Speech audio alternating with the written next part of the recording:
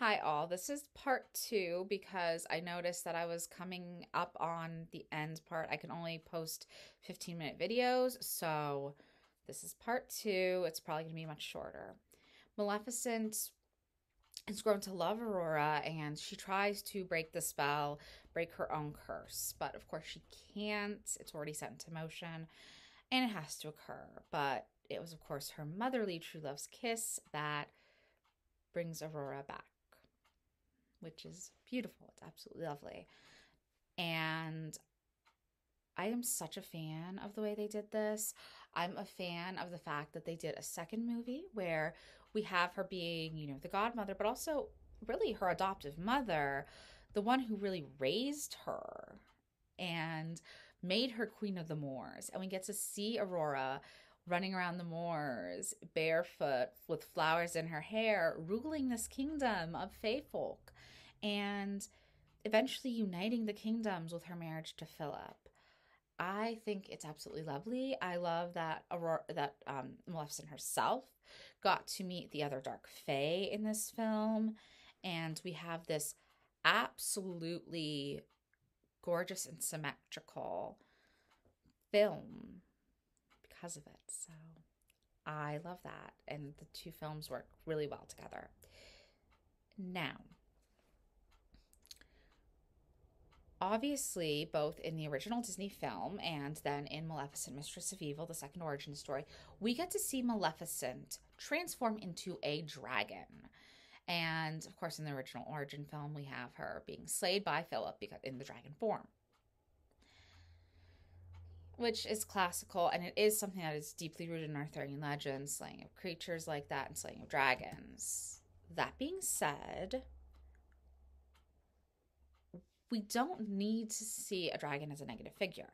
Even Arthur himself had the surname Pendragon. The dragon was an emblem of Wales. It was an emblem of Arthur and his family and his house. Because of this, that's another way we could associate the dragon with Morgan Le Fay.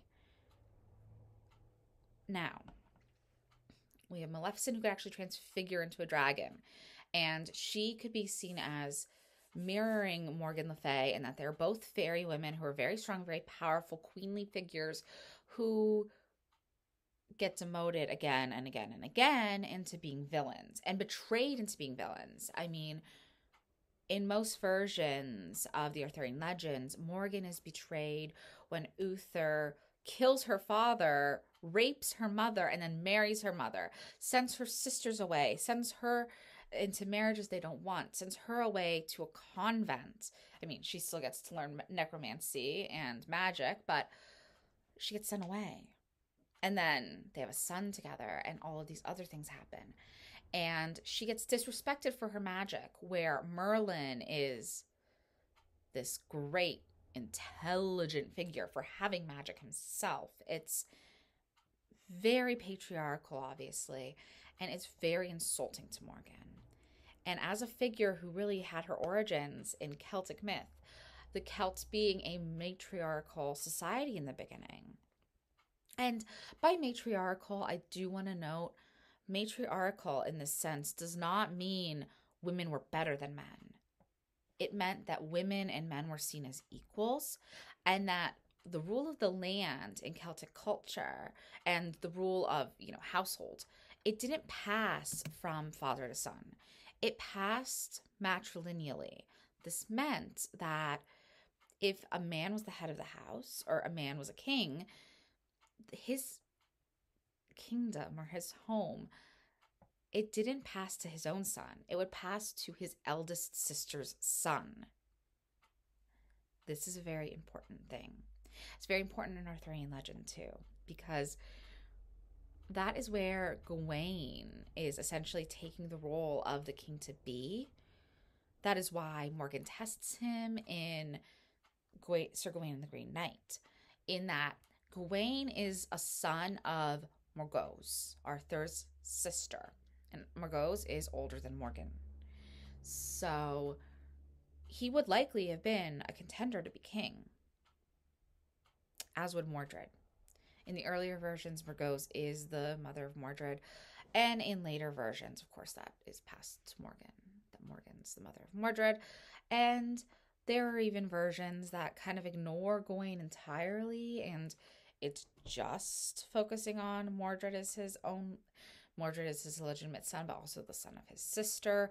That's something Mist of Avalon does, where it doesn't really think, because Morgause isn't his sister. Morgause is his aunt in this version, and Morgan is his sister, and Morgan's the mother of Mordred.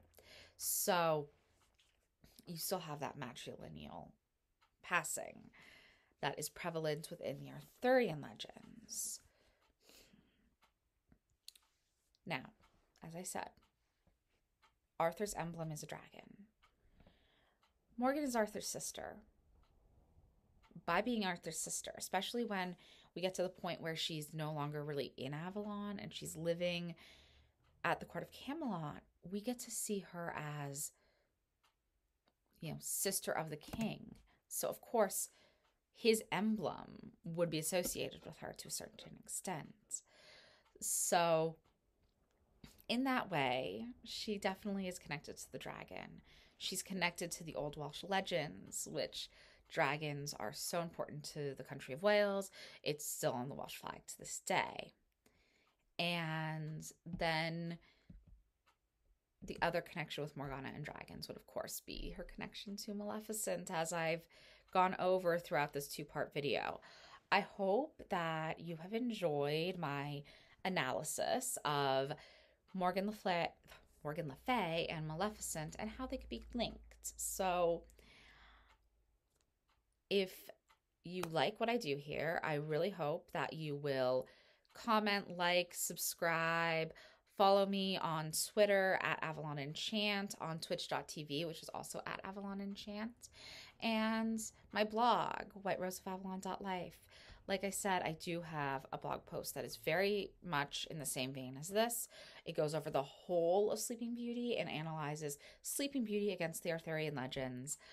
This video, though, I wanted to focus in really on the Morgan Le Fay and Maleficent connection. So I hope you have had an awesome week and that this next coming week is just as great. And I will see you next Sunday. And once again, I am Miranda, and I have been your Enchantress of Avalon, taking you on this journey into the lands mystical, magical, and into Avalon.